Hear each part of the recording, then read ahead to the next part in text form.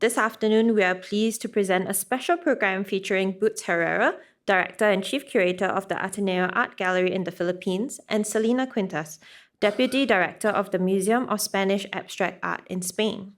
They'll be sharing insights into the founding and development of their respective institutions, both of which were made possible through the generous donation of works from Fernando Zóbel's personal collection. Their presentations will be followed by a discussion and Q&A session moderated by Clarissa Chikiamco, co-curator of the exhibition Fernando Zóbel, Order is Essential. Today's talk is part of a series of programs accompanying the exhibition, which also includes an upcoming reading group and flamenco performances. These events are different ways to deepen our understanding of Zóbel, a fascinating artist who lived and worked across 3 continents, and whose influence continues to resonate today. Do visit our website for more details on upcoming events. Before we begin, do allow me to briefly introduce today's moderator. Clarissa Chikiamco is curator at National Gallery Singapore and a PhD candidate at King's College London. She has curated and co-curated several exhibitions in the Philippines and Southeast Asian arts at the gallery and internationally. More recent exhibitions include See Me, See You, early video installation of Southeast Asia, Pasita Abad, Philippine painter, and of course, most recently, Fernando Zóbel, Orders Essential. Please join me in welcoming Clarissa, who will now introduce our speakers and begin today's program. Thank you, Kel, for that introduction, and thank you to our audience for joining us on this Saturday afternoon. I'd like to introduce both of our speakers today who flew in from Manila and from Cuenca, respectively. I'm very excited to introduce Victoria Boots Herrera, who has been serving as the director and the chief curator of the Ateneo Art Gallery since 2015. Prior to being director of Ateneo, she was the visual arts director of the Cultural Center of the Philippines, and she was also a regular faculty at the Department of Art Studies at the University of the Philippines, and also gave regular lectures at the art management program of Ateneo de Manila University. I have personally known Boots for more than 20 years now. Yes, that much time has elapsed, and she was my teacher. And we also co-curated an exhibition together at the 50th, is it 50, 60? 50. Yeah, sorry. My math this afternoon is not computing, but it was the 50th anniversary of the Ateneo Art Gallery. We co-curated a retrospective of Lia Guinaldo, who is a Philippine abstract painter and a very close friend of Fernando Zóbel. So we share a lot of similarities, similar approaches in their work. And I'd also like to warmly introduce Celina Quintas, who's made this very long journey from Cuenca to Madrid, passing through Frankfurt, finally to Singapore, her very first visit in Asia. Celina is deputy director of the Museum of Spanish Abstract Art in Cuenca. She co-curated exhibitions such as the Abstract City, 1966, the birth of the Museum of Spanish Abstract Art, and Fernando Zóbel, Travel, Draw, and Paint, and the Museum of Spanish Abstract Art in Cuenca, the first 50 years of a museum of artists. She also launched the museum's education program, which has since attracted over 100,000 participants of different levels and contributed numerous writing. So I first met Celina about 2 years ago when me and my colleague, our chief curator, Patrick Flores, went to visit Zóbel's museum. And it was a very special trip because somehow it also coincided with some of our colleagues and friends from Ayala Museum, and including Ambeth Ocampo, who is a very important Philippine historian and a friend of both National Gallery Singapore and Ayala Museum. So we all went on this group trip together to pay homage to Zóbel's museum in Cuenca.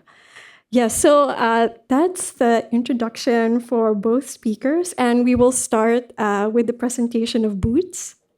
Thank you, Lisa, for that. Oh, thank you. for that introduction and for the invitation to speak here in line with the ongoing exhibition on Fernando Zóbel. It's actually the second time I've been invited. It was in 2017 when I first, they invited me to give a short talk about the Ateneo Art Gallery then. And it was before we moved to our current facilities in the building, which is now known as Arete, in the campus of Ateneo de Manila in Quezon City. This time it's also more meaningful because I'm sharing this session with Celina, a dear colleague from Cuenca, as we pay tribute to our our founding donor, Fernando Zóbel. So allow me to welcome you virtually to Ateneo Art Gallery, the University Art Museum of the Ateneo de Manila University. The museum had two earlier locations. First, the Bellarmine Hall. If you've seen the exhibition, there are photos of a few photos that are existing that we always use, to show how it started in a very modest space. And then it moved to what is now called the old Rizal Library. It used to be the Rizal Library in 1967 until 2017. So for 50 years, the museum was in the library premises. And now we've moved to this building, which we launched officially in 2018. And in this new facility, we occupy 3 floors with 8 galleries and outdoor spaces for exhibitions. So, as I said, we're a university art museum focusing on Philippine post-war and modern contemporary art, founded officially in 1960 through a donation from Zóbel with his personal collection of Philippine art and international fine prints.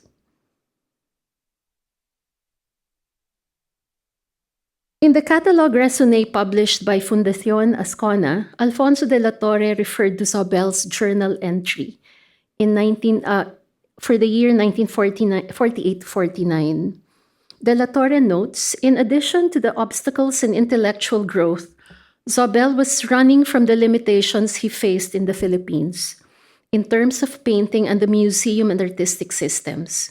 As a visit to the National Museum of the Philippines in the summer of 1949 shows, his pathetic description of what he finds there leaves no room for doubt. And I quote, Zóbel wrote, broken glass, paintings in the Science Building, modern paintings in a room with a sign that says cytology.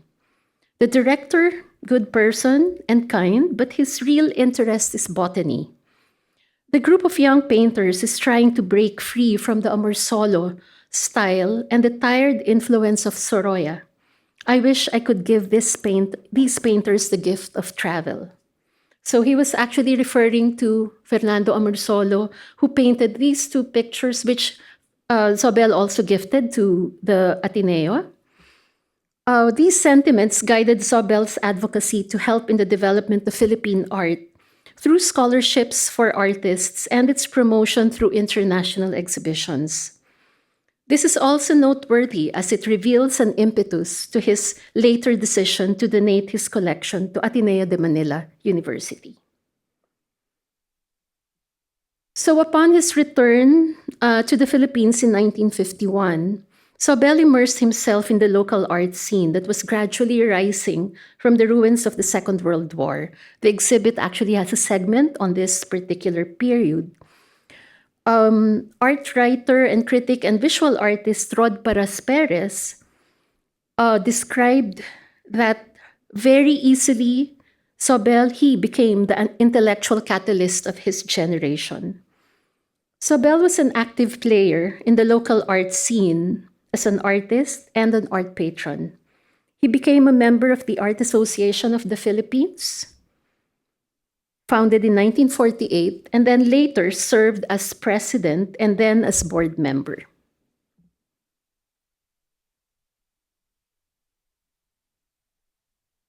His affiliation with the Ateneo de Manila University began in the early 1950s when he taught classes in art history under the Ateneo Graduate School program.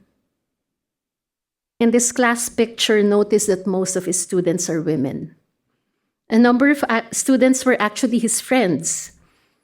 In the records that we have in the archives, we noted names such as Leandro Locsin and Cecilia Yu Lolocsin, Tessie Ojeda, who later married Arturo Luz. So these are among his best friends. But okay, these are a few. I think there are clearer versions in the on exhibit. These are actually from the Ateneo archives. So it's interesting to note he has some notations about, he noted here Emmanuel Torres and noted that he's an brilliant student. The same with Alice Coseteng. He actually said he will give her a high grade even if she doesn't submit her final paper. And so it's noteworthy that Zóbel was instrumental in training 3 writers who eventually became renowned art critics. Alice Coseteng, also a dedicated educator like Zóbel, her family founded a school. Leonidas V. Benessa, who produced a significant compilation of essays on the contemporary art scene in the 70s and 1980s. And of course, Emmanuel Torres, who Zóbel handpicked as the museum's first direct curator and served for more than 40 years. Torres also regularly wrote reviews and books on Philippine art and was involved in various exhibition projects, including the country's first participation in the Venice Biennale in 1964. This is just like a table of contents of the compilation of course outlines that courses that Zóbel taught.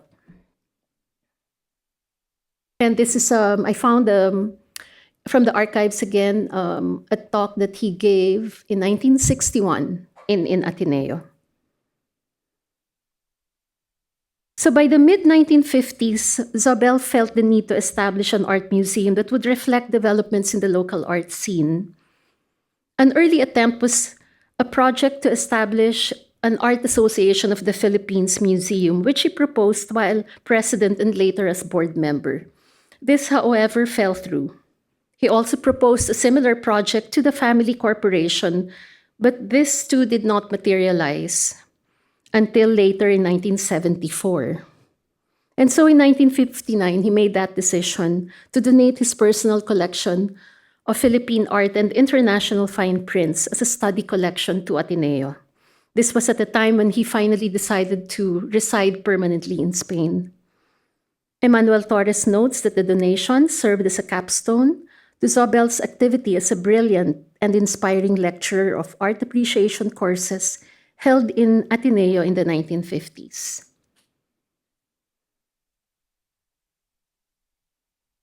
Based on museum records, some artworks seemed to have been brought already in the university premises, perhaps being used as teaching materials for his classes, and they were eventually accessioned. Works have been transferred from the Ateneo campus in Manila, in Padre Faura, where his classes were held, early classes, and prior to the formal donation in 1960. In this letter, he notes that the gift is an unconditional one. I want the Ateneo to have complete freedom in the use of these pictures. So the gift was made on the condition that the university creates a museum to ensure public access and for the collection to serve as a teaching collection. So the photos that are also on exhibit show the early years of the museum when it was housed at the Bellarmine Hall, which noted also in that letter, Zóbel funded the refurbishment of 2 classroom spaces. It is currently occupied by the University Press Office. And the design was actually done by Teodoro Abueva, who was the brother of national artist and sculptor Napoleon V. Abueva. The AAG in the early years was meant to have a homey and casual feel. Its programs, according to Eric Torres's notes or documents, included thematic exhibitions, artist talks, lectures, art film screenings, guitar recitals, listening sessions of classical and jazz music. Courses then were designed around the collection by Eric Torres, who held the post from 1960 to 2002. So today, having plants inside exhibition spaces, of course, is no longer allowed for conservation reasons. Now, prior to our transfer to this is actually the second space, which is in the old Rizal Library. So you can tell that the space was not really designed as a museum. And prior to our transfer to our current venue now, the new building, we mounted an exhibition simulating the original hang at the Bellarmine Hall. And if you notice later, you'll see in Celina's presentation, they also have the same Barcelona chair.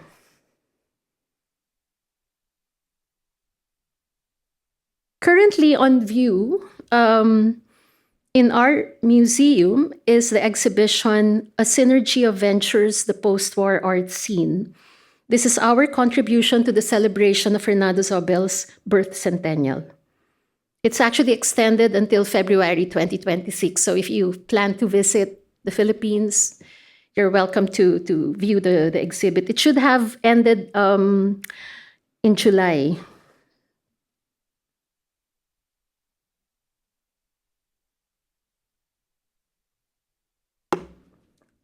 This exhibition was the first time we're able to present almost 100% of Zóbel's donation of Philippine modern art and a significant percentage of the collection of fine prints he donated. The exhibit allowed us to underscore the cultural and historical significance of Zóbel's gift. Among its highlights are examples of new approaches to figuration following the modernist ethos.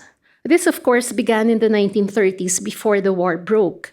But what we focus on, the collection focuses on, are modernism that transpired after the war. Many represent transition periods in artists' practices. For example, Zóbel's figurative works, early figurative works, works that preceded Vicente Manansal. This is by David Medalla, very brutalist, art brut rather. Okay. Here you would see two works by Vicente Manansalo, which preceded his transparent cubism phase.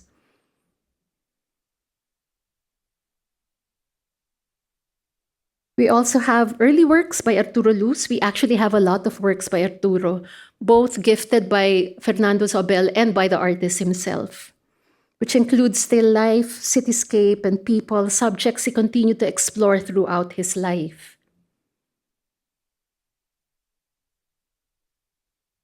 And H.R. Ocampo's early figurative works where he was already exploring abstraction. So approaches to new figuration, represented in the works of artists identified as the neorealists who frequented the Philippine Art Gallery. Many of these, if not all, were acquired acquired by Zóbel, either from the annual exhibitions of the Art Association of the Philippines or from PAG exhibitions. In terms of subject matter, the rural scenes continued to provide inspiration together with the sites in the city. Figures are rendered stylized and simplified. The same with the sculptures on the foreground. This is actually a sculpture by Arturo Luz. This is by Renato Rocha. and Abdul Mari Imaw, early works of these artists.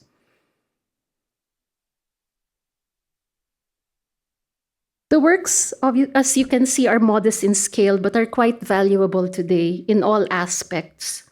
In fact, the university's collection represents works by all of the national artists for visual arts. These are more Arturo Luz, early Luz, and these are works by Jerry Navarro.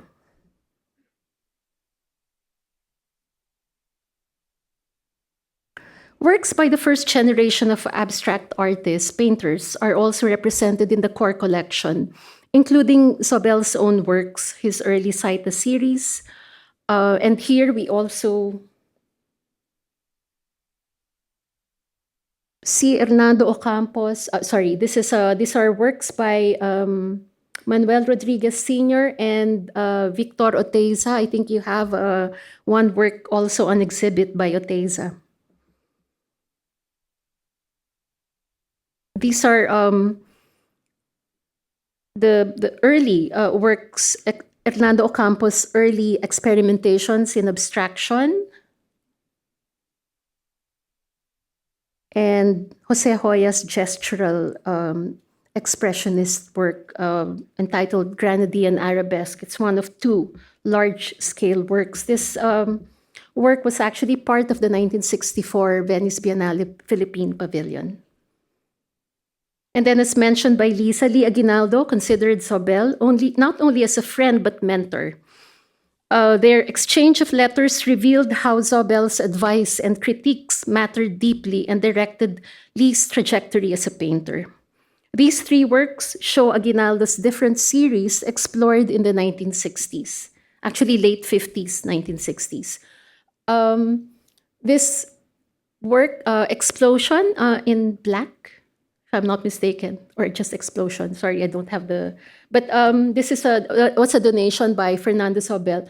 This work, an earlier work, was actually donated by a friend of Fernando Zóbel, Roger Keyes, who was a specialist in Japanese art. He lived in Japan. They met in Japan, and which was interesting because it was through Fernando that Roger Keyes decided to give two works, actually. Another one is a Saita by Fernando himself, by Fernando Zóbel. So we have a few of those donors who donated mainly because they're friends of Fernando.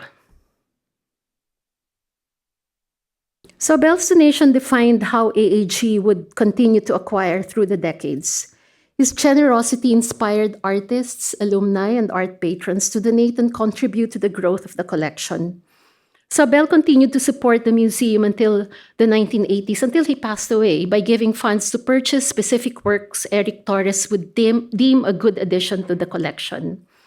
This began in the early 1960s, and later on we referred to as the Purchase Fund from Fernando Zóbel. In a document report dated 1980, Eric Torres noted that the university earmarked funds to acquire some works, but we did not have an acquisition fund. We still don't have an acquisition fund like most museums. Still, the university collection has grown through the years. But instead, the university has provided the resources necessary to sustain the museum and its various programs, including collections care. It has continued its commitment to take on the responsibility of stewardship, including providing its new home.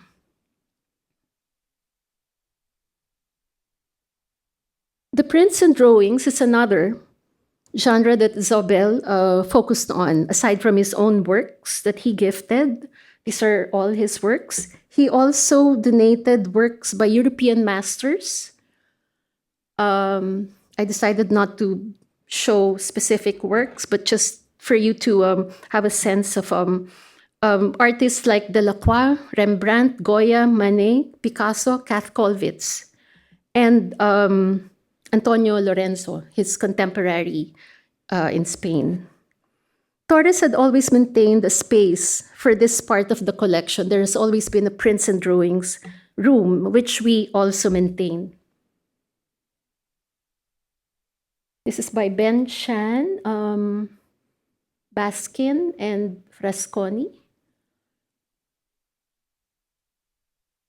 This is an example of one of our recent exhibitions of the print collection, which we invited Pandy Aviado to curate, and my students in art management also helped him. So this includes the core collection from Fernando Zóbel and other subsequent acquisitions. The purchase fund expanded the scope of the collection. For example, in this work by Marciano Galang, a mixed media work acquired in 1965. Lamberto Hechanova's sculpture titled Man and Woman Using Aluminum and Glass. Early works by Benedicto Cabrera or Ben Cab that predates his Isabel series, that he's more known for now. And social realism, which you would not generally relate or connect to Fernando, but it shows how much he trusted Eric Torres, because this was actually the first. This is the first work from that genre that was acquired by the museum, and it was through a fund that Fernando Zóbel gave to the museum.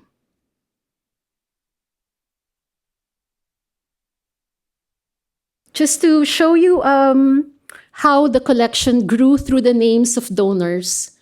When we launched the exhibition space in Arete, we thought of coming up with a survey of the donors, how the collection expanded. And you would notice in the first 3 decades, Zóbel's name is always the last one. So donors in the 1960s, 70s, so these are a combination of artists, many artists actually, alumni of the Ateneo, de Manila University, and art patrons.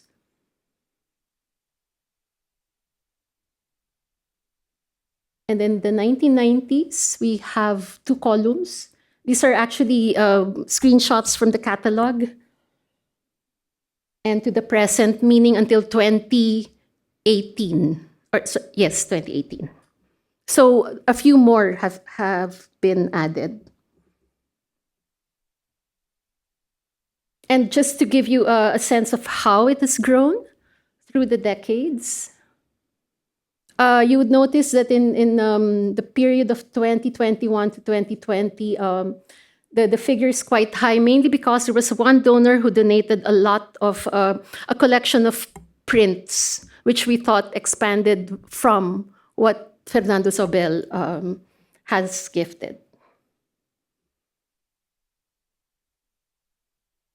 So we actually, this is just a shot of a previous exhibition of recent acquisitions.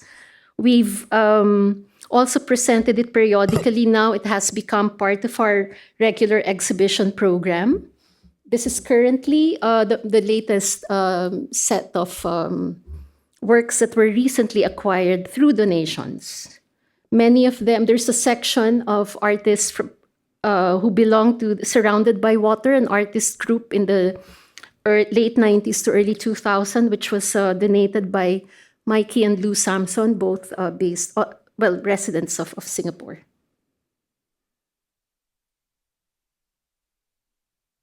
Exhibitions based on the university collection are either monographic or thematic. For example, as Lisa mentioned, we curated the Lee Aguinaldo exhibition in the old space. This is the entrance to that exhibition. This was 16 years ago, which contextualized the artist's early works from the museum's collection with the archives from his family and loaned works from different collectors and lenders. This is a shot, an installation shot from the exhibit Yellow Ambiguities, curated by Jason D., an artist, curator, and a Jesuit priest, not necessarily in that order.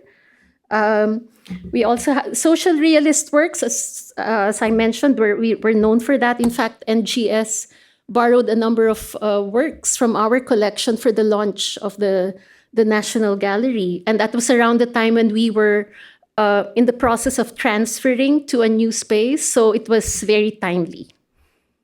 They also did a favor for us. We didn't have to worry about much of their transport. Social realist works, as I said, foregrounding national politics and social issues decades ago, and sadly, these continue to remain relevant. 2 decades ago, Eric Torres, who was then retired, was invited to curate an exhibition of women artists from the collection, which included Nena Sagil and Anita Magsaysay-Ho from the core donation of Zóbel. The exhibit was titled Matrix. At that time, there were only 14 women. Last year, we mounted a second iteration, which by then already featured 50 women artists. As how Zóbel supported contemporary art in the 1960s, the museum has also expanded its collection to represent new approaches in art making. In 2010, was that 2010? 2012, AAG mounted an exhibition of video-based works curated by Clarissa, and 9 works from that show was eventually acquired through a corporate donor. So this is one of the works by Jerry Tan, and I think we can say that we're the only institution in the Philippines who acquires a collection of video-based works or media-based works. Now blessed with more space. Is it time? We're good. Our changing exhibition program has covered different periods and genres. We have also collaborated more with guest curators and artist groups and collectives. And to enrich public engagement, artist talks, panel conversations are organized as collateral programs. Currently, our website is under maintenance, but hopefully it will be up soon within 1 or 2 weeks, crossing fingers. Through the website, visitors can access the collection and current and past exhibitions and programs.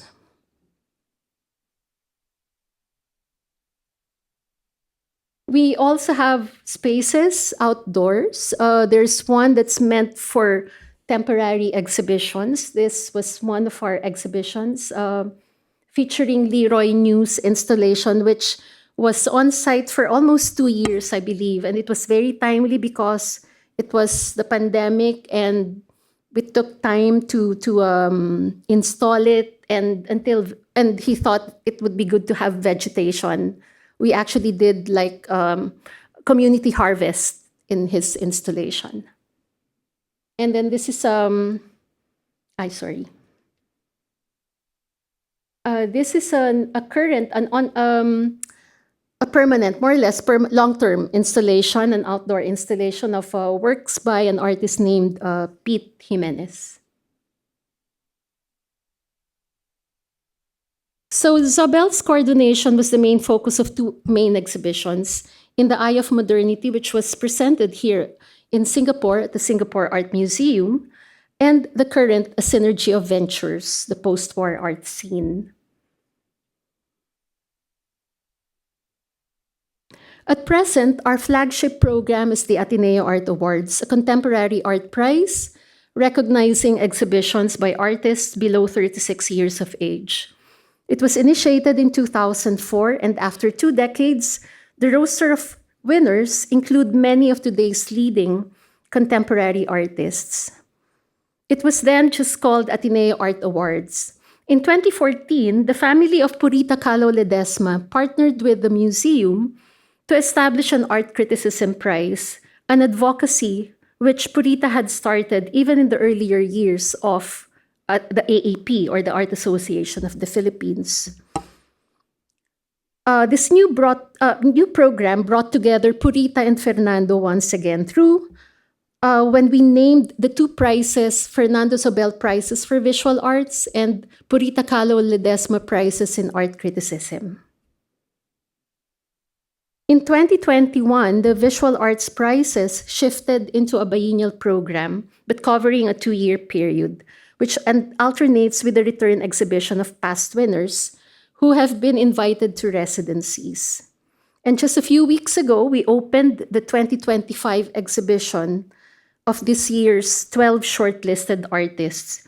And surprisingly, or not surprisingly, it includes 10 women out of 12 artists. It's the first time that there are more women. This presentation focused mainly on our exhibitions, but as I said earlier, we engage with a lot of public programs, artist talks, lectures, fora, workshops to develop a deeper and more meaningful public engagement.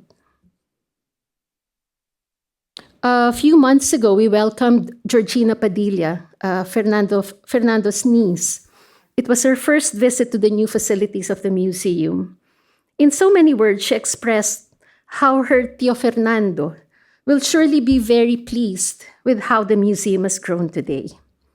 We are grateful as his legacy continues to guide us. So we hope when you visit Manila, please, you're welcome to visit the Ateneo Art Gallery and see the gift of Fernando Zóbel. Thank you. Buenas tardes. Muchas gracias a todos por su presencia y muchas gracias por esta invitación. Gracias a Clarissa Chikiamco y a Patri Flores por pensar en mí. Lo primero que quiero decir es pedir disculpas por mi inglés, que como ven es muy básico. He preferido además hablar en mi lengua materna, el español, porque así mis palabras están cargadas de fuerza y de expresividad. Estoy muy emocionada de estar aquí, tan lejos de casa, para hablar de Fernando Zóbel y del Museo de Arte Abstracto Español, un museo por el que comparto pasión y admiración. Muchas felicidades por esta exposición, por esta propuesta original y pedagógica que permite ver quién es Fernando Zóbel y cómo fue evolucionando su obra, cuáles fueron sus fuentes, su proceso de trabajo, los elementos que definen su lenguaje creativo. El próximo año, el 1 de julio de 2026, se cumplirán 60 años de la creación del Museo de Arte Abstracto, de este acontecimiento, de una aventura de artistas visionarios quienes crearon en una ciudad pequeña, provinciana y periférica, como fue Cuenca en los años 60 del siglo pasado, al margen de la política cultural de nuestro país, y podríamos decir que casi de incógnito, uno de los proyectos más fascinantes y singulares de la museología española, sentando un precedente, un referente inexcusable, un modelo de museo que continúa vigente y que sigue manteniendo la magia, la frescura y la belleza del momento en que se abrió. El museo, ubicado en las Casas Calgadas, fue una iniciativa privada de Fernando Zóbel, que, como saben, nació en Manila, estudió en Europa y Filipinas y se graduó en Filosofía y Letras en 1949 en la Universidad de Harvard, con una tesina sobre el teatro de García Lorca. En la imagen podemos ver a un joven Zóbel y al lado la puerta de entrada del museo en 1966. Estamos hablando de un hombre cosmopolita, de una gran sensibilidad, con una gran formación intelectual, amante del arte, de la literatura, de la filosofía, la música y sobre todo con una vocación de pintor, en definitiva, con una personalidad tremendamente arrolladora. Era previsible que una vez que terminara sus estudios en Estados Unidos, Zóbel se hiciese cargo de los negocios familiares en Filipinas. Recordemos que procede de una familia oriunda de España, de alta situación económica y social, arraigada en las Islas Filipinas desde 9 generaciones atrás y vinculada a los negocios inmobiliarios e industriales. Pero también es cierto que si bien ese mundo a Zóbel podría interesarle, lo que le gustaba era realmente la pintura, el coleccionismo, el viaje como conocimiento. Su gran vocación fue ser pintor. En su tumba, en Cuenca, solo pone Fernando Zóbel de Ayala, pintor. Si pensamos en la situación cultural española de finales de los años 50 e inicios de los 60 del pasado siglo, en relación con los creadores abstractos españoles, la situación era tremendamente antagónica, pues mientras nuestros artistas gozaban de prestigio internacional, adquirido fundamentalmente por su presencia en las bienales de Venecia y de Sao Paulo, en el interior, en España, seguían siendo unos perfectos desconocidos. La ausencia casi total de espacios de exhibición y un coleccionismo muy pobre era expresión de que, salvo una minoría, no existiese un público interesado en el arte abstracto, en el arte contemporáneo. Fuera de nuestras fronteras, los dirigentes apoyaban y promocionaban el arte más novedoso, dedicando importantes recursos, mientras que desde dentro esos creadores seguían siendo invisibles. Ese interés por el arte abstracto español en el extranjero quedó patente en una serie de exposiciones que se celebraron unos años antes de la gestación del museo. En 1960, en el MoMA de Nueva York, se pudo ver la exposición titulada Nueva pintura y escultura española, que posteriormente viajó por Estados Unidos. Y antes de Picasso, después de Miró, en el Museo Guggenheim. Asimismo, en 1962, en Londres, la Tate Gallery celebró la exposición Pintura Española Moderna. Pero fue en 1955 cuando Zóbel, tras realizar un viaje de 3 meses por Europa, visite una vez más España y en Madrid, en la Galería Fernando Fe, conozca y se apasione por el arte abstracto español. Y a partir de este momento entablaría amistad con muchos de esos creadores, cuyas obras veríamos posteriormente colgadas en las paredes del museo, y comenzaría su colección, con un rigor y con un criterio absolutamente exigente. Por ello, mientras conformaba su colección y con una gran fe en el arte abstracto español, que consideraba tenía el mismo nivel que el arte que se desarrollaba en París o en Nueva York, centro neurálgico del arte tras la Segunda Guerra Mundial, no dejará de pensar en la necesidad de promover y asegurar el conocimiento de las obras en una España aislada y sin infraestructura, hasta que esta idea se convirtió casi como en una obsesión, en un deber moral, como llegó a manifestar Fernando Zóbel.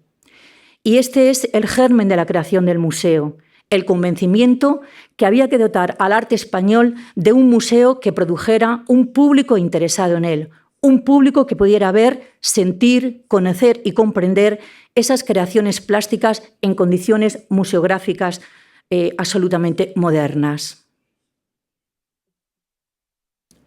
Nos encontramos, por tanto, ante un museo soñado, ideado, creado y sostenido por un artista, Zóbel, y gestionado con la ayuda de otros artistas. En su creación no intervinieron políticos, ni empresarios, ni historiadores, ni mecenas, sino solo artistas. Un museo que se convirtió en un modelo paradigmático, una iniciativa pionera con una gran repercusión tanto a nivel nacional como internacional. Este hecho singular es verdaderamente muy significativo. Es un hecho que merece destacarse en letras mayúsculas, pues como ha señalado muchas veces nuestro director Manuel Fontán del Junco, lo que estaba ocurriendo en Cuenca en los años 60 es que se estaba anticipando a iniciativas que van a surgir muchísimo después, iniciativas que son conocidas como espacios creados por artistas, como los que surgieron en Nueva York, en Ginebra, en San Francisco o en Vancouver. Pero todo esto tenía lugar después de 1966. Por otra parte, la elección de Cuenca como sede para albergar esta colección podríamos decir que fue fruto del azar, un elemento consustancial al arte contemporáneo, o tal vez se debió a la confluencia de otros factores derivados de las circunstancias artísticas del momento. En realidad, Zóbel no había pensado en Cuenca. Esta no ocupaba todavía un lugar en su imaginario, sino que había pensado en Toledo, una ciudad con una gran carga histórica que fue capital de España en el siglo XVI y cercana a Madrid. Y allí Zóbel estuvo buscando una casa que reuniera las condiciones necesarias para albergar su colección. Su primera idea fue sencillamente disponer de un espacio abierto ocasionalmente al público, donde reunir a los artistas rodeados de la pintura abstracta del momento y que fuera también su casa. Pero esta labor fue absolutamente infructuosa. Un punto absolutamente decisivo en esta historia tuvo lugar en la Bienal de Venecia de 1962, momento en el que se van a conocer Zóbel y Gustavo Torner, pintor conquense y protagonista esencial. A la derecha de la imagen podemos verlos juntos. El propio Torner hablaba de ese encuentro mágico con estas palabras y nos decía que todo comenzó en un solo cuarto de hora, en Venecia hacia mediodía o al final de la mañana y quizás la víspera de la 31 edición del año 62 de la Bienal, como decía, de Venecia. Ese cuarto de hora de Venecia dio lógicamente su fruto.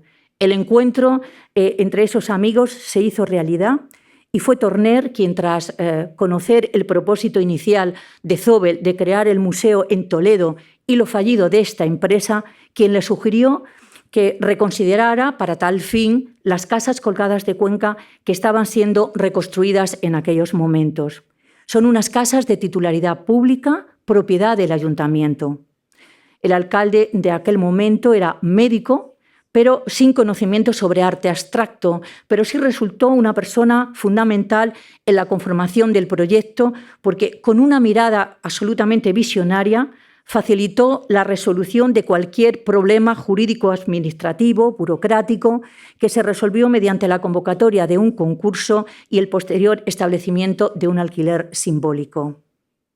Como hemos dicho, el museo se inauguró el 1 de julio de 1966 y de ese momento inmortalizado y en la memoria de muchos, conservamos unas fotografías muy conocidas tomadas por Fernando Nuño, en la que aparecen muchos de los protagonistas de este relato que ustedes pueden ver en la imagen de la izquierda y en el medio, como siempre, feliz, enormemente agradecido, Fernando Zóbel. Esta es la ciudad de Cuenca ahora, una ciudad de origen árabe enclavada entre dos hoces y, como ven, enormemente bella y espectacular. El museo solo ocupa una parte de ese singular conglomerado arquitectónico que son las casas colgadas. Suspendidas sobre la hoz del río Huécar, este entramado de casas del siglo XV no era un conjunto homogéneo, sino que fue transformándose, pasando de un ejemplo de arquitectura doméstica tradicional a convertirse en el emblema urbano de la ciudad. En la imagen pueden ver unas preciosas fotos de las emblemáticas casas. Las propias características de la ciudad, levantada sobre la roca, enclavada entre hoces, con la naturaleza integrada con el patrimonio, generaban en sí mismo una afinidad con el espíritu del proyecto. Poetas españoles como Fray Luis de León, Góngora o Gerardo Diego la rememoran en sus versos. Wilfredo Land, Viera da Silva, Solana y otros artistas llevaron a cabo interpretaciones pictóricas de unas casas colgadas que se levantaban sobre el paisaje desafiando las leyes de la gravedad. Las históricas casas colgadas, casas privadas, en definitiva, con unas estancias dedicadas a usos domésticos y otras a usos eclesiásticos entre los siglos XV y XX, pasarían a tener una funcionalidad diferente, completamente nueva, el uso museístico. Otro hecho singular que merece ser destacado si tenemos en cuenta, una vez más, el momento en el que estaba ocurriendo. La huella de esos antiguos usos sigue siendo visible. En el museo conservamos una estancia que alberga una capilla u oratorio con un artesonado mudéjar, así como otra con una pintura mural del siglo XV. Ambos fueron habitadas por el canónigo González de Cañamares, patrono de la catedral. Y en estos momentos esos espacios singulares acogen proyectos de gabinete, exposiciones de pequeño formato. Zóbel vivía en el enclave de la Plaza Mayor, cerca de las casas colgadas. En la imagen se puede ver el interior de su vivienda y de su taller, donde se percibe el orden, el espíritu y la personalidad del pintor. Cuenca y su museo se convirtieron, metafóricamente hablando, en un lugar de peregrinación, un sitio obligado si se quiere conocer qué estaba ocurriendo en la plástica española más actual, porque no solo se fotografiaba el lugar por esa sorpresiva fachada suspendida a 200 metros de altitud, sino porque incluía una de las mejores colecciones de arte abstracto español de los años 50 y 60, donde los artistas eran los verdaderos protagonistas. Tapies, Saura, Zóbel, Millares, Guerrero, Feito, Chirino, Torner, Rivera, etc. Las obras elegidas, con criterios puramente estéticos, se expondrían como individualidades, sin atender a nociones cronológicas o historicistas, y al mismo tiempo, en palabras de Gustavo Torner, tenían que hablar, dialogar, comunicarse entre sí y procurar no enfermar o morir como ocurre en tantos museos y exposiciones. Y se ubicaron en unos espacios donde se respiraba una convivencia entre la contemporaneidad de las obras y la tradición histórica del edificio, un equilibrio perfecto entre contenido y continente, una correspondencia entre los paisajes de las grandes ventanales y las obras en sí, sin olvidar nunca las características del edificio medieval. De ahí que se tomara un conjunto de decisiones porque lo que sí importaba era el resultado final. Por todo ello, lo que realmente proyectaron los artistas es un museo singular, respetando la arquitectura vernácula, pero aplicando los modernos conceptos museográficos americanos más fríos y laberínticos y los europeos, por ejemplo, los italianos. La repercusión fue enorme y la prensa nacional e internacional recogieron la magnitud del acontecimiento.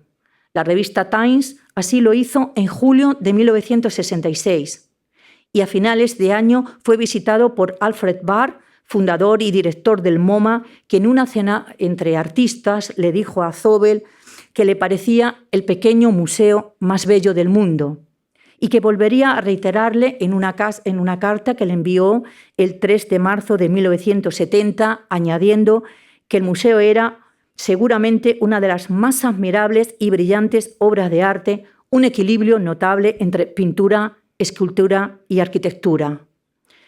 El esfuerzo personal de Zóbel se había transformado en un trabajo en equipo que él, con una inmensa generosidad, escribió en el primer catálogo del museo, editado en 1966 en edición bilingüe. Un hecho muy significativo fue la importante labor de edición que se llevó a cabo en el museo y que comenzó incluso antes de que se abrieran sus puertas. En 1963 se editó la primera serigrafía y la primera edición gráfica es de 1964 con trabajos de Antonio Lorenzo, Torner, Rueda, Monpó, Zóbel, Millares y Sempere. Tenemos que recordar que paralelamente a su formación de pintor, Zóbel se interesó y se formó en el ámbito de la estampación y preparación bibliográfica. Trabajó como investigador con Philip Hofer en Harvard. Fue nombrado conservador honorario de libros raros y manuscritos en Harvard y fue artista residente en la Rhode Island School of Design. Igualmente fue muy importante la creación en 1969 de un departamento de obra gráfica con los hermanos Jordi y Jaume Blasi, un diseñador y un joven fotógrafo, ambos llegados desde Barcelona. A través de este departamento pusieron en marcha un enorme programa de producción de obra gráfica, libros de artista, fotolibros, carpetas de grabados, serigrafía, diseño de catálogos, carteles, postales del museo y reproducciones de obra. La obra gráfica producida por el museo incidía en el sentido democrático del arte, potenciaba el coleccionismo, consiguiendo que el arte abstracto llegase a todos los rincones. En las imágenes pueden ver ejemplos significativos de esta labor. Un capítulo aparte merecería la impresionante y extensa biblioteca que abrió Zóbel en el museo. Primero en la Sala Blanca, después ocupando otras estancias. En ella había catálogos y libros de arte, ensayo, narrativa, poesía, un fondo impresionante sobre arte oriental y, sobre todo, revistas internacionales a las que Zóbel estaba suscrito y que permitía conocer casi en tiempo real lo que estaba ocurriendo en la práctica artística en cualquier lugar del mundo. Zóbel invitaba a jóvenes, a artistas, investigadores a visitarla. Aún hoy muchos, ya no tan jóvenes, recuerdan la gran impresión que les causó y las enormes posibilidades que este hecho les abrió. El proyecto que hemos llevado a cabo desde el museo y que hemos titulado Memorias, cuyo responsable es David Plaza, del que también pueden disfrutar en esta exposición, es un archivo oral que sigue abierto, donde se recoge el testimonio de muchas personas que vieron cómo el surgimiento del Museo de Arte Abstracto influía o transformaba sus vidas. En 1980, Zóbel, consciente del que el museo debía continuar más allá cuando él no estuviera, decidió donar a la Fundación Juan Mar su colección de arte, todo su archivo, sus cuadernos, una colección maravillosa de más de 133 cuadernos de apuntes y de dibujos, donde se ve el alma de Zóbel, su pintura, su modo de hacer abstracción, muchos de ellos presentes en esta exposición, sus diarios y su biblioteca. La Fundación, como titular del museo, ha continuado la misión que inició Zóbel, enriqueciendo la colección, haciendo programación de exposiciones temporales, cursos, conferencias, talleres creativos y un proyecto educativo del que pasan aproximadamente más de 6.000 personas al año. El museo ha sido objeto de varias ampliaciones y renovaciones a lo largo de su historia. Primero en 1978 con Zóbel aún al frente cuando se construyeron nuevas salas y más recientemente en 2016 coincidiendo con el 50 aniversario del museo, de su creación, donde se incorporaron 2 salas más, se mejoraron ámbitos dedicados al programa educativo y se dotó al museo de una sala polivalente. Y la última intervención ha ocurrido en 2023 para abordar tareas también de climatización en la parte alta de las casas colgadas que faltaba porque realmente es un edificio con muchas complicaciones espaciales donde no se había podido abordar.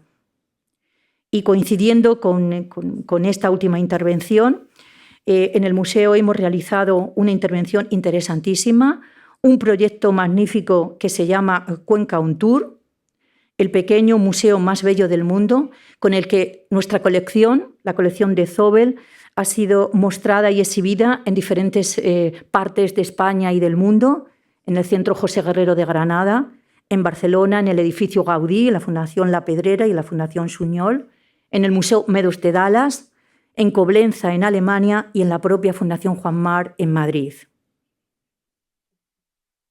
Para finalizar, quiero decir que el museo, además de tener un relato muy poderoso por el momento en que fue creado, es un instrumento que enseñó a mirar y a ver, a dar a conocer la abstracción como lenguaje, primero sobre los principios heredados de la vanguardia, después como un código propio aplicable a los diferentes universos creativos que cada artista proponía.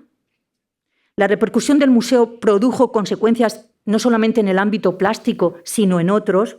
Por una parte, se recuperó todo el casco antiguo de Cuenca, una zona deprimida y olvidada por los habitantes de la propia ciudad, que dadas las condiciones de habitabilidad eran unas casas frías, llenas de recovecos, escaleras, sin servicios y comercios, habían trasladado su vivienda a la parte nueva. Para los turistas y para los extranjeros, Cuenca casi no existía, era una perfecta desconocida. Pero a partir de la apertura del museo, muchos artistas se compraron casa en la parte alta, lo que transformó espacialmente y artísticamente y arquitectónicamente la ciudad, creándose una verdadera colonia de artistas que tenían en el museo su lugar de encuentro, de tertulia y de intercambio de ideas. El museo, en definitiva, es un instrumento que nos permitió, y hoy también, ver el mundo que nos rodea con un sentido crítico, pero desde el arte, y además nos hace ser muy felices. Así me siento yo, así que gracias por escucharme y espero que hayan disfrutado. Gracias.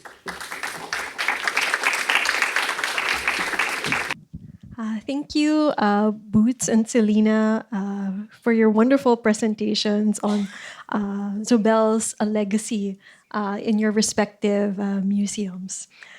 So maybe I'd just like to start by asking, Beyond supporting like the Philippine artists, like his contemporaries in the creation of the Ateneo Art Gallery, and his support for the Spanish artists in the Museum of Spanish Abstract Art, in what way do you think Zóbel might have contributed to a more global or international perspective rather than just a national one in those respective countries? Okay.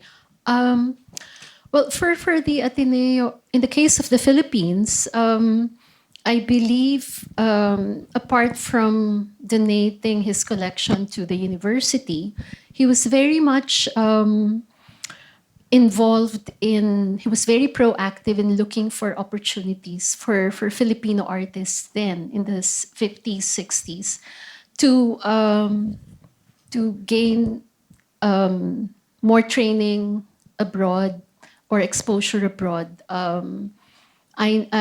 We were told, and I think it's documented, that he actually was instrumental in giving funding, scholarships to Filipino artists, but not directly from him. I believe it was through the embassy.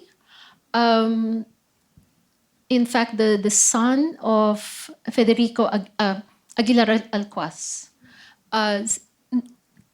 acknowledges that it was Zóbel who funded his father's studies in Barcelona. And that actually made a very important, a significant impact on the artist's practice. So that one. And he wrote about Philippine art to a Spanish audience. In our exhibition, Synergy of Ventures, we actually requested some materials from the Zóbel archives from Madrid. And there is one article there that he was talking about Philippine art in a Spanish article, essay. And he had so much admiration for the artists, and there was also an international exhibition of Latin American art in Havana, which he was also involved. He was one of the exhibiting artists, but I believe he also helped in organizing that together with Lydia Arquilla. So that, I think, was very much. And of course, creating the collection has gained national significance, which has led museums like the National Gallery Singapore. We've lent to a number of museums abroad, overseas, with works that are part of the core collection. So I think these are two significant advocacies that Zóbel has done for the Filipino art community.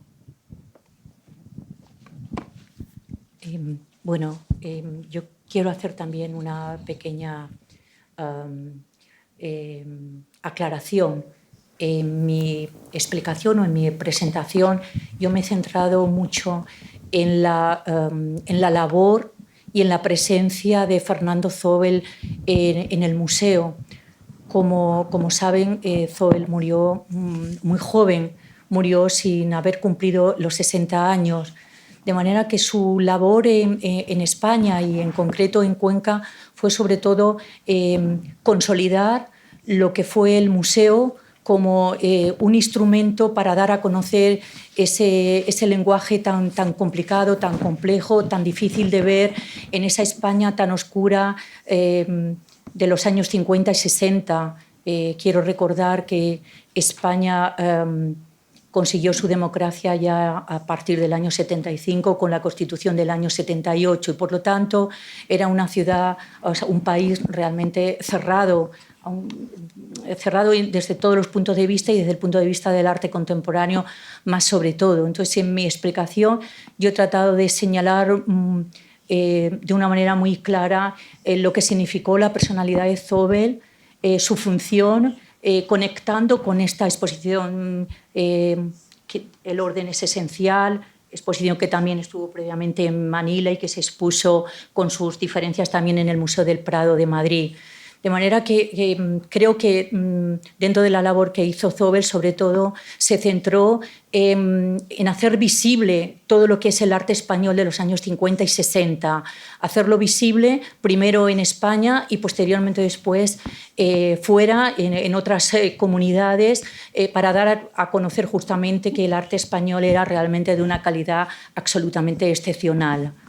Como he comentado, aunque muy de pasada en mi presentación, Zóbel, con esa absoluta generosidad, donó toda su colección y todo lo que he comentado, a cambio de nada, a cambio de que el museo permaneciera en Cuenca, esa ciudad que él amaba por encima de todo, a la Fundación Juan Mar. La Fundación Juan Mar es esa institución que ahora mismo es la titular de nuestra colección y que se encarga de toda la programación de exposiciones temporales que están centradas en artistas de nuestra colección y en artistas también extranjeros. Y de alguna manera, pues la Fundación, a través de nuestra colección, lo que hace es colaborar con otras instituciones. Hay un intercambio entre diferentes instituciones europeas, americanas, para dar a conocer el arte contemporáneo español y al mismo tiempo ese intercambio con nosotros, ¿no?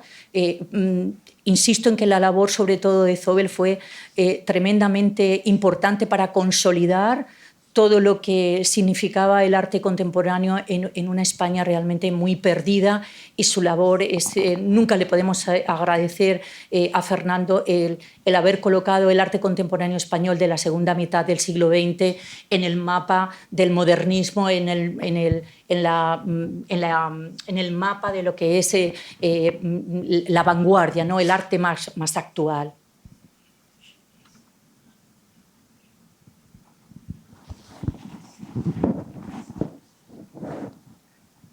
Okay, thanks so much, Celina. So I also want to ask, especially because here in Singapore, I'd say that the government is the primary patron of art here.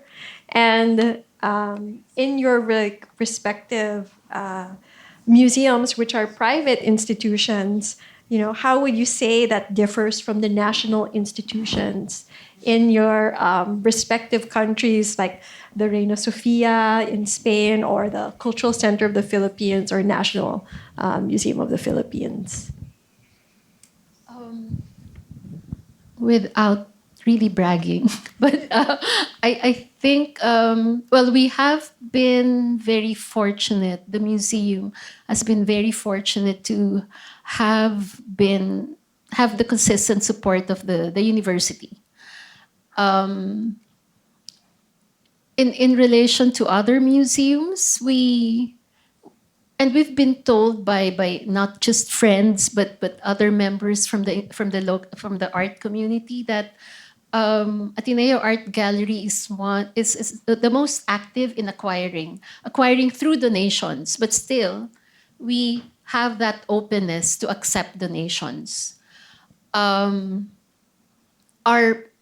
exhibitions, our programming, compared to the National Museum, I believe is more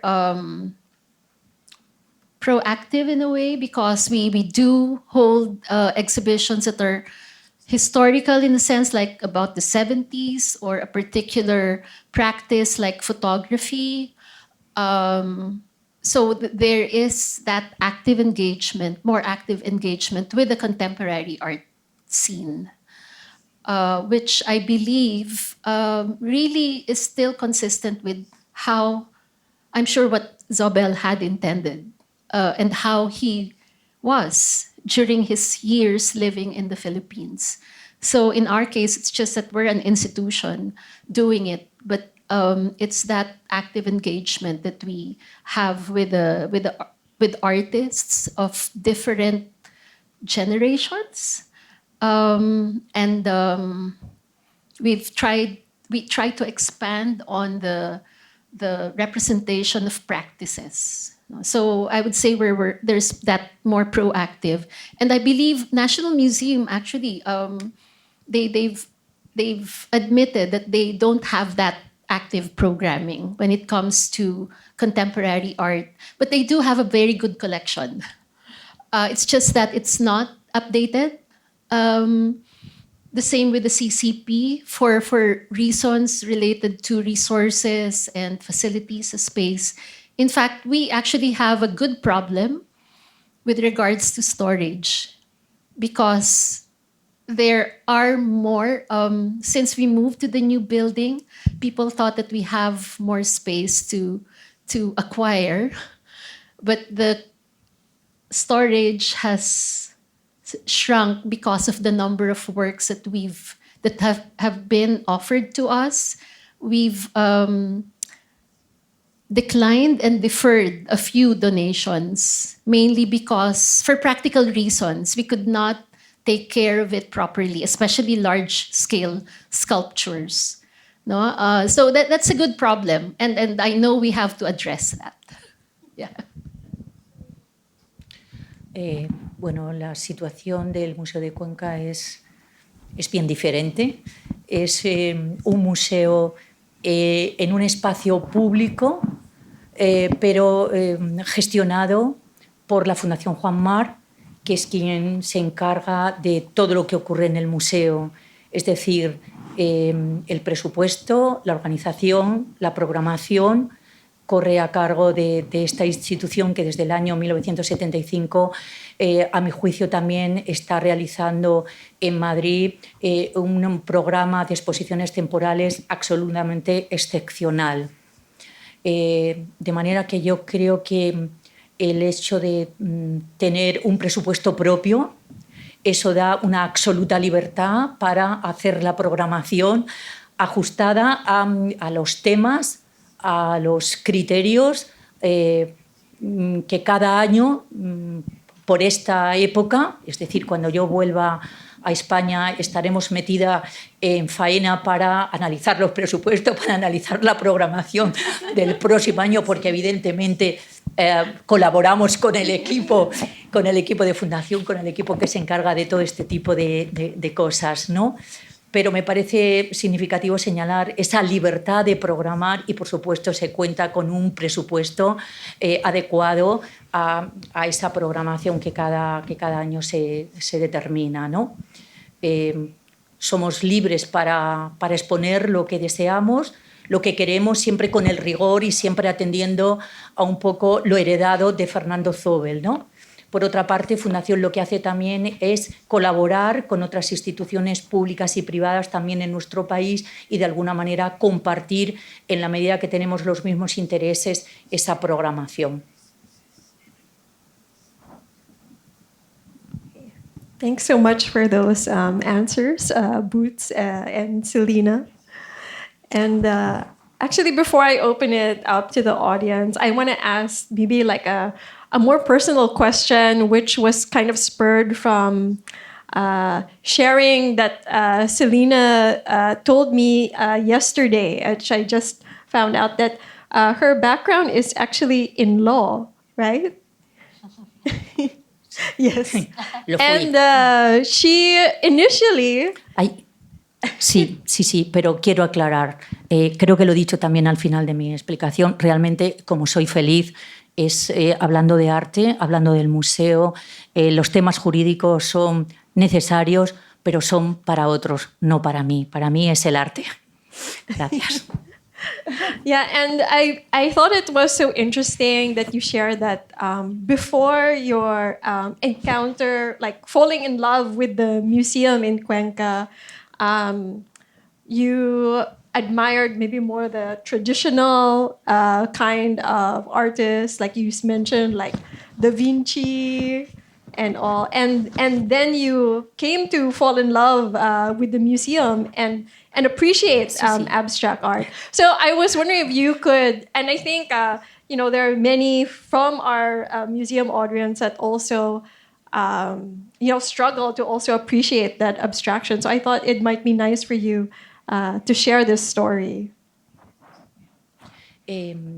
Sí, desde luego para mí ha sido algo que me ha transformado en todos los sentidos, ¿no? En un momento de mi vida quise dar un giro total, porque cuando era una joven estudiante de Historia del Arte y de Humanidades, realmente el arte que entendía era el arte clásico, el arte que tiene sus referentes con esa realidad, donde yo podía analizar cómo es el color, cómo es la forma, cómo se parece a esa figuración que siempre nos rodea y que está a nuestro lado.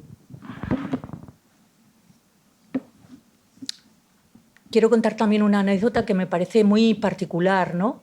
Cuando estudiaba segundo de Historia del Arte, tuve una profesora de Historia del Arte que hizo un cambio en su planteamiento metodológico. Nos comentó que siempre estudiamos la historia del arte de manera cronológica, desde las primeras culturas hasta que llega el siglo XX. Pero ella comentó que si lo hacíamos así, cuando llegase el mes de mayo, el curso estaría terminado y habríamos llegado solo al siglo XIX. Así que se le ocurrió que cada semana íbamos a alternar las clases.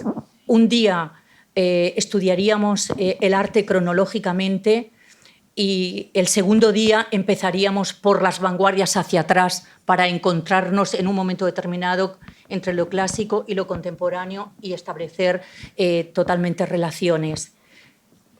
De manera que poder entender el arte, primero explicado de alguna manera, viendo cómo ha evolucionado y después viéndolo, sintiéndolo, es tremendamente importante.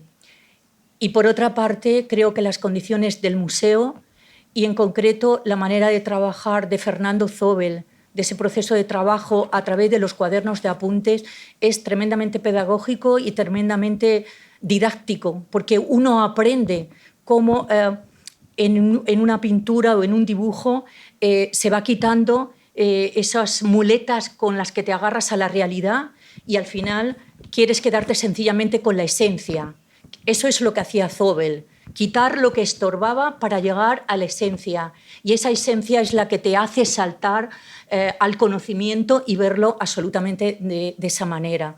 De manera que para mí el encuentro con el museo fue absolutamente transformador y fue recorriendo sus salas, recorriendo los diferentes artistas de esta generación, como aprendí no solamente a amar el lenguaje puramente abstracto, sino los lenguajes mucho más allá, el arte conceptual, las performances, el videoart, todas las nuevas manifestaciones que podemos tener ahora en el momento que estamos viviendo y que es tremendamente también transformador, ¿no? Esa es mi experiencia personal.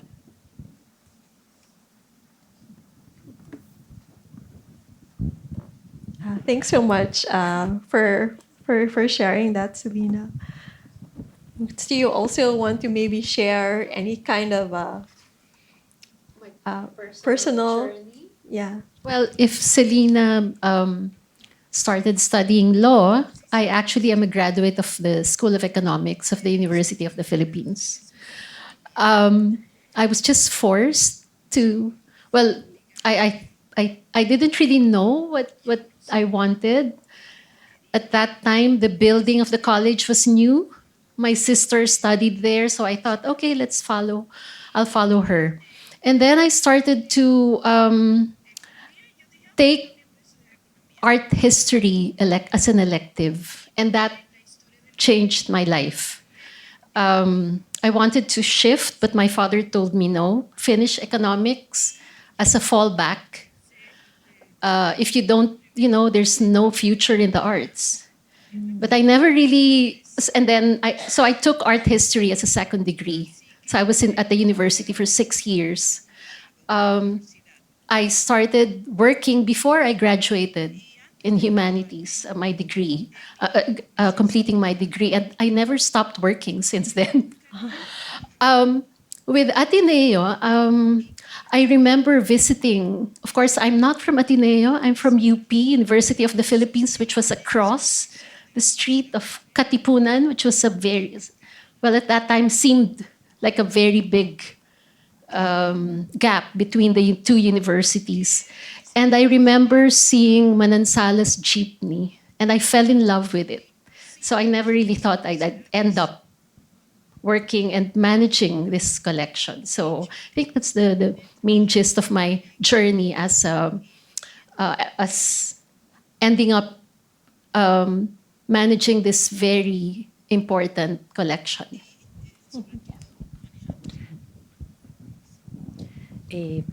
Bueno, quería añadir que a lo mejor a ambas y también a mucha más gente le haya podido pasar también esa transformación que hemos tenido, pero me gustaría recordar a Osorio como artista también filipino, que en conversaciones con Fernando Zóbel siempre le decía que nada te detenga, haz lo que te salga del alma, lo que quieras ser, ¿no?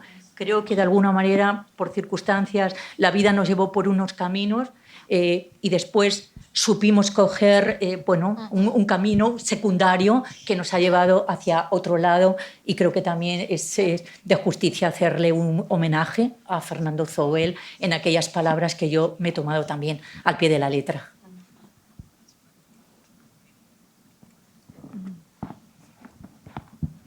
Yeah, and I can also share that it was also being a student at Ateneo de Manila University. I didn't initially think I was going to be a curator or work in a museum. I was actually a student of interdisciplinary studies at Ateneo when they decided to open this new program, art management. Which was very much closely tied to Ateneo Art Gallery. And so we'd have classes there. And I was also an intern when during the very first Ateneo Art Awards back in 2004. Yeah, but by the time I graduated, I had become completely convinced that I wanted to work in museums and in art. So I think Zóbel's vision has touched us in different ways. And Clarissa, I have to say, was a very diligent and thorough student with her research work. So I'm not surprised that she's here with a museum. Yep. Okay, let's open up the questions to the audience. And then, do you have any questions for Boots or Celina? Okay, there's a question there from Joyce, who is also from Ateneo. Thank you, ladies, for sharing your thoughts today. I did want to ask, was there a particular reason you think Zóbel was, for example, I realized that there wasn't a lot of Filipino artworks that he moved to Cuenca or vice versa, right? Was that intentional, or was that something because he didn't really, time was not on his side and he died young, that he wasn't able to do that? Or maybe I'm wrong. I think I never really asked that question because I believe that he felt his collection would have more significance in the Philippines. But what I can say is that he created bridges between Filipino artists and artists from Spain. He introduced his contemporaries in Spain. Remember, he was already more active in Madrid and in Cuenca by then, no? Or maybe not yet Cuenca, early 60s. He actually who held exhibitions at the Luz Gallery? It was Rueda. Rueda, Sempere. Also, I remember when we were working on the Lee Aguinaldo exhibition, we were reading through the exchange of letters between Lee Aguinaldo and Zóbel, and some of his friends became friends with artists in the Philippines. Lee Aguinaldo, Arturo Luz, I think Roberto Chabet met a few of them, and of course, Virgilio Aviado. So I my guess is that was not an option for him, because for me, I believe the collection that he created would have been more useful and more significance where it came from. And I would assume the same with in Spain. But he did, as I said, created opportunities for Filipino artists to be known outside of the Philippines. Sí, bueno, yo opino también un poco como tú, ¿no? Es verdad que Zóbel murió muy joven, es que no había cumplido 60 años, ¿no? Yo creo que Zóbel actuó como un gestor cultural y se centró primero en Filipinas, con sus contemporáneos, con sus artistas de ese lugar de donde era. Y en Cuenca se centró también en los artistas contemporáneos españoles, estableciendo también conexiones y correspondencias para que unos y otros fueran de un lado del mundo y del otro, ¿no? Pero realmente en el caso de Cuenca yo siempre he pensado, o en el caso de España, que el objetivo primero era consolidar el museo, consolidar la colección, consolidar un poco esa situación española, porque en algunos escritos también Fernando Zóbel decía que no estaba seguro cuando creó el museo de que iba a continuar, de que realmente la gente iba a visitar el museo, pero con el tiempo se dieron cuenta de que sí, de que empieza una necesidad de ver ese tipo de arte y empiezan a venir a Cuenca. O sea que es que, a mi juicio, como digo, insisto en que en Cuenca la consolidación de todo lo que supuso es tremendamente importante y al mismo tiempo estaban ocurriendo estas cosas, pero el tiempo se acabó antes de lo previsto, ¿no? Y nos hemos quedado un poco sin saber qué habría hecho Zóbel, qué haría, ¿no? Lo que yo sí tengo también muy claro es que hubiese sido tremendamente feliz de ver esa colaboración con el Museo del Prado y esa colaboración entre Manila, Singapur, entre esos mundos y esas culturas que de alguna manera le formaron y crearon esa personalidad tan cosmopolita, tan rica que estamos comentando.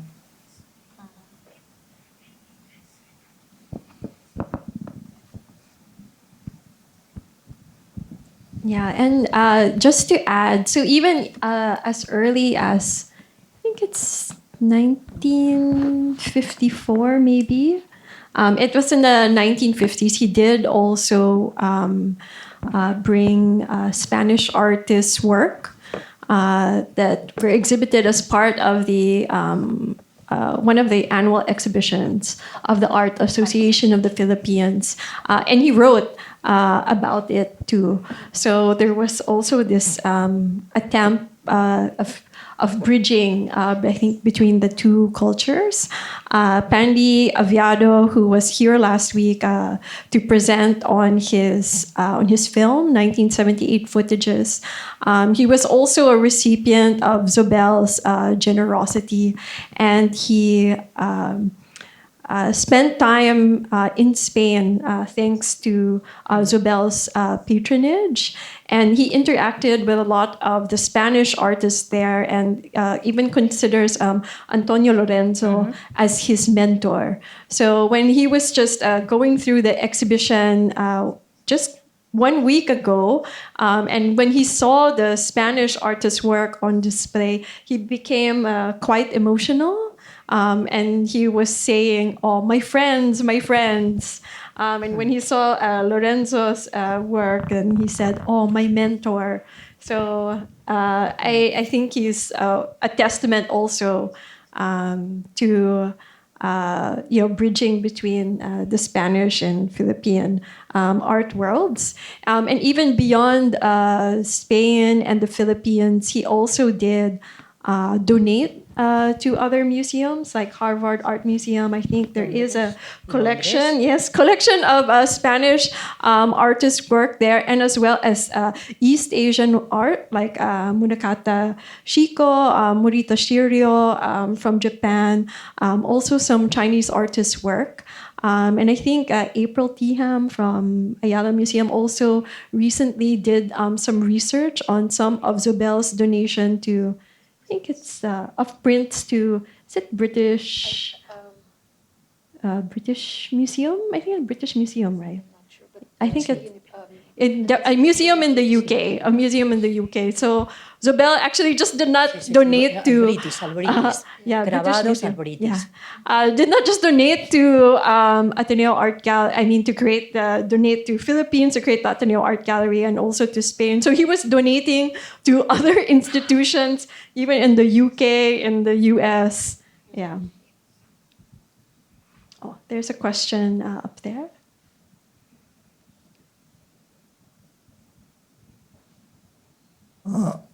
Thank you very much. First of all, I'd like to thank both speakers for a very enlightening and informative presentation of the two museums of Zóbel. I'm a big fan of the Ateneo Art Gallery.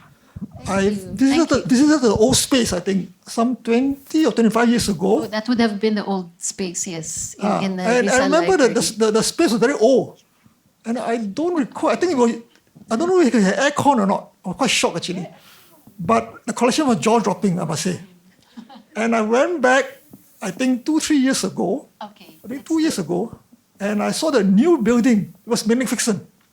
I congratulate you, the university, for building this beautiful museum. The university. And just to say that the building was actually constructed using donated funds. Funds didn't come from the school, from the tuition fees. That was actually the agreement between the university and the Jesuit, how they say, the main Jesuit community. They approved the proposal with the condition that it won't come from the students. So these are all donors' initiative or funded. Yeah. Okay, I have a question actually. One painting caught my eye when I went back during my last two visits. It's a painting by Vincent Manasala, a very colorful jeepney. Yes. If I'm not wrong, it was on the cover of this book, Art Philippine book. Yes, Art Philippines. Is this painting part of the original Zóbel donation, or Yes, was it a it later was. donation? It was part of the core donation of Zóbel. Yeah. Oh, okay. Anyway, for those of you who have not been to the Ateneo Art Gallery Thank you. and are interested in modern art, you must go. And I think it's very educational. It's a fantastic collection. I have not been to Spain, so I have not You been to must the visit. Cuenca Museum. But now that I heard so much about from Celina, about how beautiful the place is and the collection, I will make it a point to go to Spain one day and visit this museum. Thank you very much. Yeah. Thank you.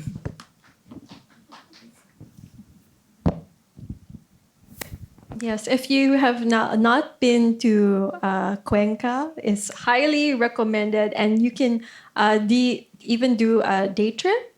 So it's just an hour, less than an hour, by a train ride from the Atocha station in Madrid. Cuenca es todo lo contrario de Singapur. Singapur es enorme en todos los sentidos. Bellísima, lo he pasado genial, lo que he podido ver en 2 días y medio que he estado aquí, pero les prometo una buena estancia en Cuenca. 24 horas son suficientes para tener una idea magnífica de la ciudad, de su patrimonio, de sus conceptos museísticos. En fin, y está muy cerca de Madrid, muy lejos de Singapur, pero muy cerca de Madrid. Así que están todos invitados.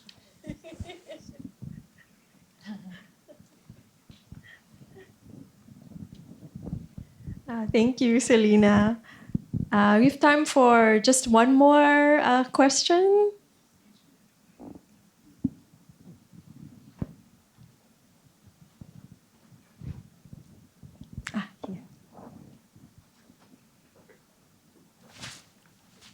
Hello. Well, thank you. Thank you, both of you. If I can address Ms. Quintas in Spanish, if it's okay.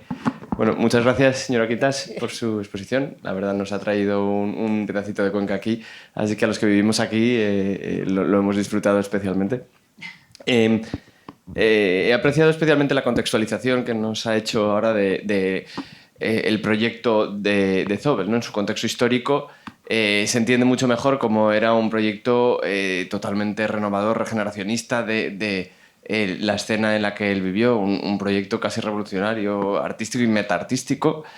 Este año se cumplen 50 años del final de la dictadura, así que es bastante pertinente recordar cómo personajes como Zóbel contribuyeron a modernizar nuestro país. Y también sí que me gustaría hacer mención, con vuestro permiso, del reciente fallecimiento de Torner, que bueno, ha sido una gran pérdida, pero también creo que nos invita a esa retrospectiva de todo ese grupo de artistas que Zóbel creó y que, bueno, que han llegado hasta nuestros días, ¿no? Que el legado de Zóbel sigue viviendo. Y quería preguntarte, justamente ahora que esto todo nos invita a reflexionar, ¿cómo ves hoy el legado de Zóbel? Todo ese grupo de artistas que creó, que ha ido a su vez pues dando lugar a otros artistas, que ha creado un fenómeno en Cuenca, como decías, de una ciudad pues medieval, ya casi abandonada porque la gente se iba a vivir a los espacios más modernos de la ciudad, a una ciudad llena de artistas, ¿no? ¿Cómo ves hoy el legado de Zóbel? Muchas gracias. Pues gracias a ti también por preguntar esto. Pues yo creo que el legado de Zóbel y de todo lo que hizo Zóbel, porque he insistido también en mi presentación que Zóbel es el principal referente, el punto de partida, pero que lo más bonito también es que el proyecto de Cuenca se convirtió en un proyecto de colaboración y que Zóbel siempre lo decía, no se puso nunca la medalla, sino que sencillamente dijo que era un proyecto de artista, ¿no? Creo que está vivo, se ha revalorizado además con el tiempo. En Cuenca tenemos una Facultad de Bellas Artes tremendamente rompedora y tremendamente vanguardista y tenemos el museo lleno de esos estudiantes que siguen viniendo al museo a ver la colección y que lo tienen como un absoluto referente. O sea, forma parte de la memoria, pero de una memoria constructiva, de un punto de partida, no es pasado, es, como digo, de plena actualidad, ¿no? Me gustaría también comentar que toda la programación y todo lo que surge del Museo de la Fundación Juan Mar, activando también todas esas propuestas y actividades, está siempre llena, no solamente de una generación antigua, sino de una generación moderna que ha redescubierto toda esta generación de artistas con Zóbel y con Torner a la cabeza, que es verdad. Me encanta que hayas recordado a Torner, que acaba de fallecer, cumplió en julio, el 13 de julio, 100 años. Yo creo que él estaba también como esperando ese acontecimiento y luego dijo, me marcho con Zóbel, que voy a ser también, después de mis 100 años, voy a estar muy bien con él. Me los imagino también hablando de todos estos años que no han estado juntos y hablando de todo lo que ha pasado en el museo. O sea, creo que también la exposición a la que he hecho mención, que ha estado viajando por todo el mundo, ha vuelto a poner encima de la mesa la importancia de esa generación de los años 50 y 60 en España. Tampoco hay que decir que antes no hubiera nada. Las vanguardias estaban ahí y artistas que todo el mundo puede recordar, como Picasso, como Miró, como Dalí, toda la Escuela de Madrid, el siglo XX y también los siglos anteriores han sido muy importantes para la historia del arte. Pero creo que si hablamos de arte contemporáneo, la generación del museo rompió absolutamente todos los esquemas y esa vitalidad se pone de manifiesto un día y otro y de alguna manera la gente es capaz de reconocerlo. El proyecto de Cuenca también está tan interesante, no solamente por la colección, sino por todo lo que he comentado de esa propuesta museográfica y museológica. Está tan bien hecha, está tan excelente, que, como decía Antonio Saura, también un artista que nosotros queremos mucho en Cuenca, queremos mucho en España también, porque rompió todos los esquemas. La escoba del tiempo. El tiempo es una dimensión que deja a cada cosa en su sitio, ¿no? Ese tiempo ha pasado por el museo y sigue poniendo un mantra que seguimos utilizando, es la excelencia. Se hizo todo con tanta excelencia que tanto museísticamente está muy bien, pero los artistas siguen siendo un referente. Igual que para nuestra generación, Velázquez y Goya seguían ahí como los clásicos, como los que nunca olvida, como los grandes maestros. A mi juicio ahora, a las nuevas generaciones, los maestros son justamente estos que acabo de mencionar, pero también todos los artistas que están muy bien referenciados y presentados en el museo.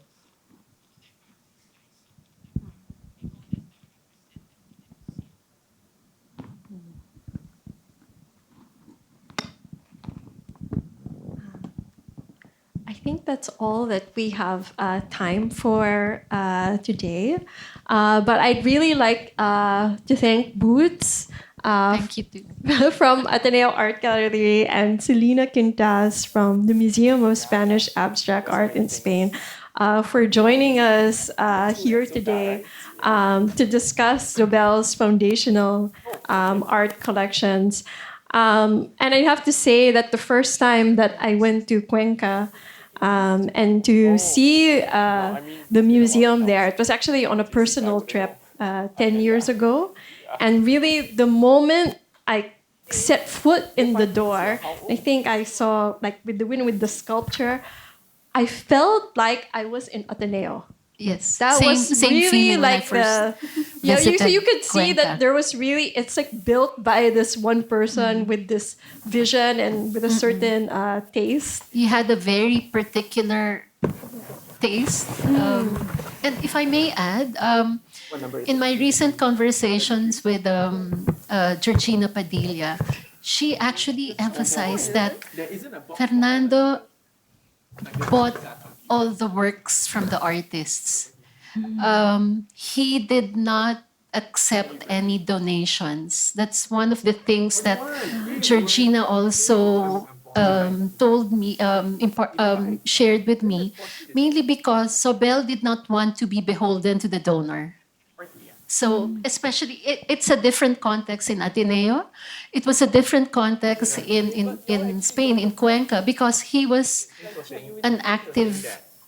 a key player in the art scene then when he was acquiring this work. So accepting a donation from a contemporary artist would change the whole relationship. So it was really his choice. The collection in Cuenca, they're all his choice. They were not because the artist gifted it to him to be part of the museum.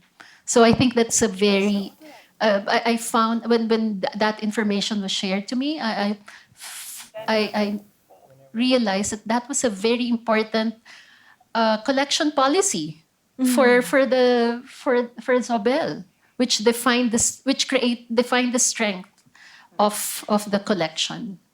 So it's still really consistently him.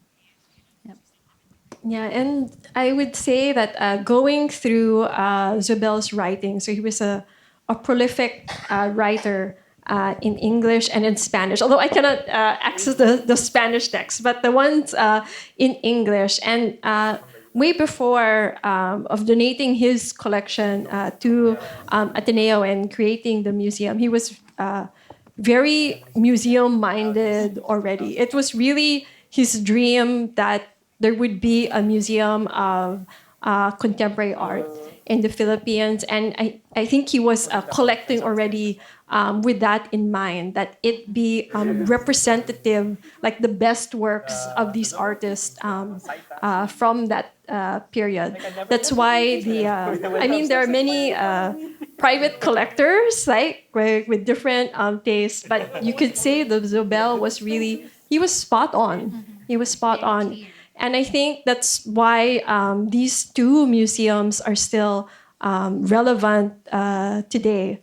And even in my own archival research, when I would be, reading through the magazines like of that period that was covering, at the time, the contemporary art of its time, I would just be like flipping through the pages, and I'd be like, Ateneo collection, Ateneo collection, Ateneo collection, Ateneo collection.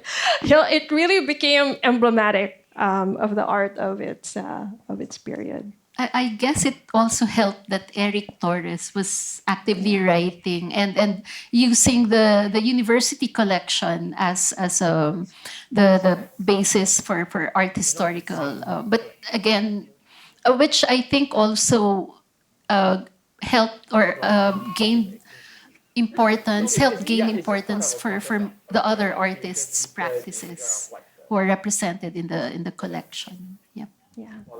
So I'd also like to share that we are collecting all of Zóbel's writings in English, and we are going to be publishing a reader before the exhibition ends in November. So yeah, that's very close. We are working on it now. And now that I've announced it, I feel like we are beholden. We are committed to this.